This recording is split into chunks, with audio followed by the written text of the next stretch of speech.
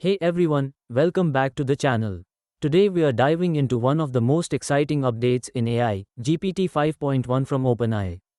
GPT 5.1 is the next iteration in the GPT series, building on GPT-5.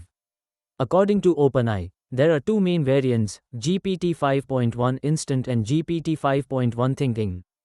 Instant is optimized for warm conversational responses and quick tasks. Thinking is designed for deeper reasoning, more complex queries, and taking a little more thinking time. It also introduces better personalization. You can now influence tone, style, and personality of ChatGPT more easily. So, in short, smarter, more adaptable, and more enjoyable to talk with. Let's highlight the top features of this new model. Dual model architecture, automatic routing. GPT 5.1 uses a system that picks between instant or thinking depending on your query, so you don't always have to choose manually. It also improved instruction following and responsiveness. Early reports say GPT 5.1 is better at obeying constraints, like give me exactly 3 bullet points, and less likely to go off rail. Next, this model improved the tone and personality controls. Want your chatbot to be quirky or professional?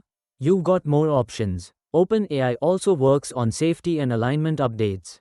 The system card shows updated safety metrics for mental health scenarios, emotional reliance, image input safety, and many other things. So that's the core what's new rundown.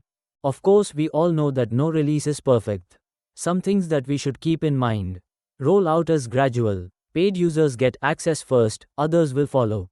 While improvements are real, some reviewers note subtle regressions in certain sensitive safety metrics, example, emotional reliance, in one variant. New features, tone presets, model routing, mean new complexity. Developers will need to test carefully before deployment in mission-critical contexts. So always evaluate for your use case.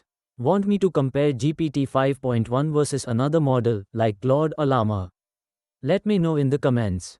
Thanks for watching. See you next time.